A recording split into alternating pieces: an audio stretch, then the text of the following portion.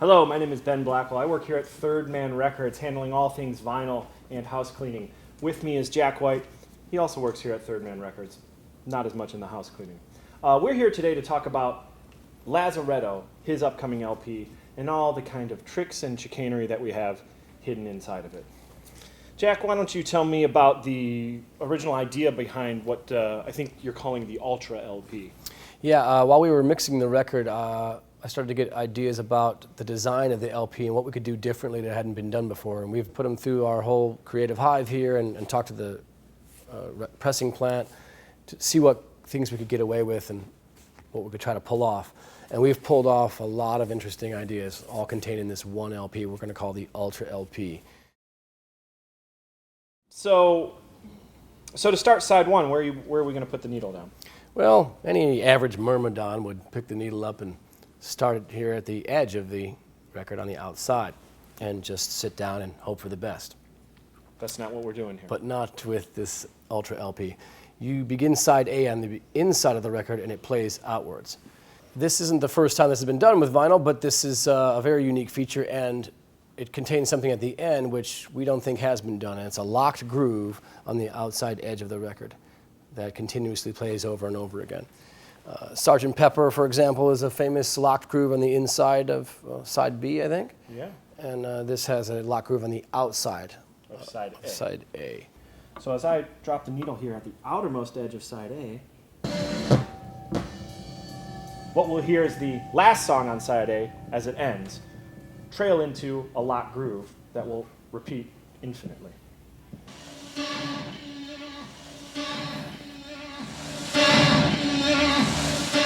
This may be the first time that a locked groove has been done on the outside edge of an LP. We just don't know. As I look at the center label right here, I see some funny business going on underneath that label. What can you tell me about that? During the second album for the Dead Weather that Third Man released a few years ago, I asked if it was possible for us to hide a song underneath the label. United Pressing Plant came back with a test that had the song underneath the label with the label pressed into it, of course. But the song was not hidden. The paper of the label became sucked into the grooves of that hidden song. And you can still play the song by just playing through the paper, dropping the needle on the label and playing the song through the paper, and you can hear the music. It's a little bit of scratchiness. This we called under-label groove, and we were the first people to ever do it. Lazaretto has hidden songs underneath both labels on both sides of the LP. Love some weed, some coke, some weed, smoking weed. I love some.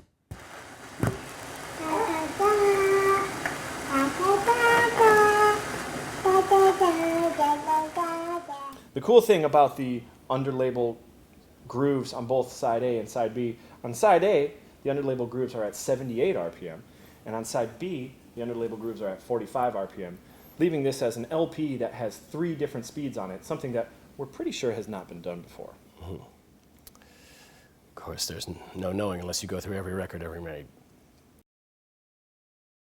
This is probably one of my favorite parts of what we did here with the Ultra LP. The first song on side 2 has 2 different intros. It has an acoustic intro or an electric intro.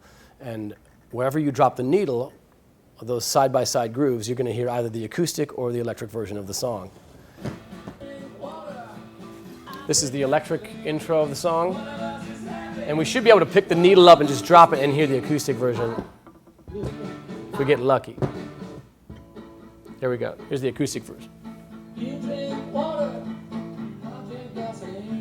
Now both of those intros, acoustic and electric, all come together in the middle of the song and become one groove for the remainder of the song.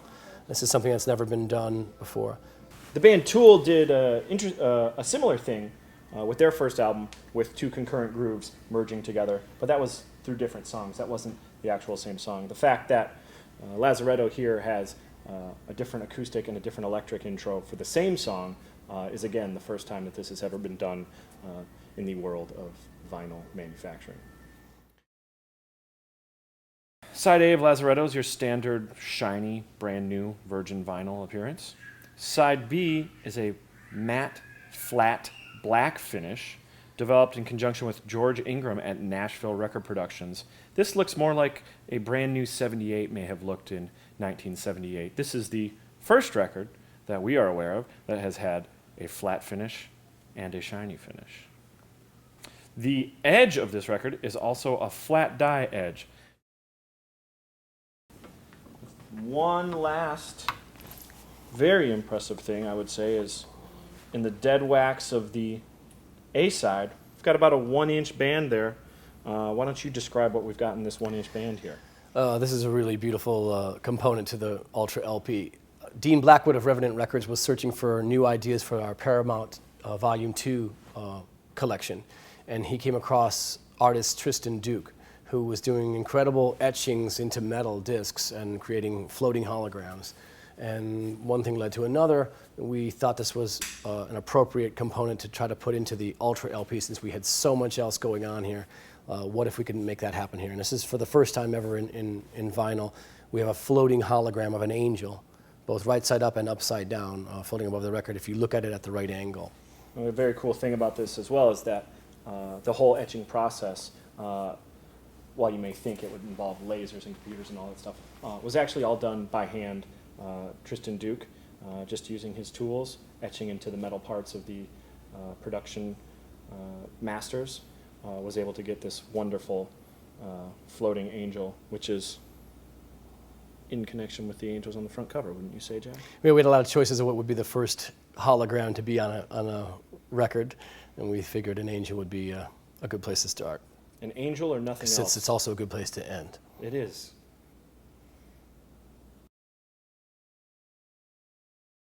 Also, as a side note that's unique about the Ultra LP, just for this particular album, Lazaretto, is this contains different mixes of songs than the digital version of the album, the different components to those songs, and also Different running order? also different running order, different sequence.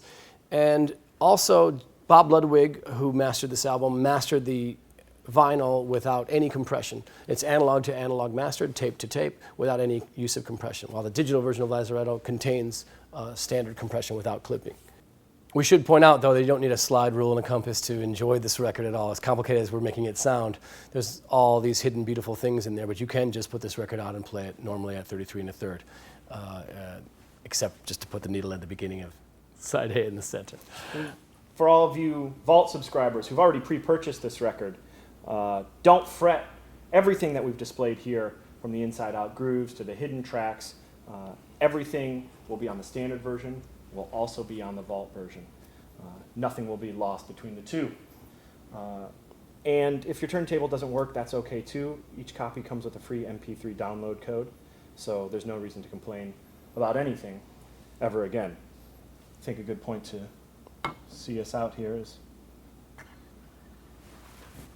the lock groove on side 2.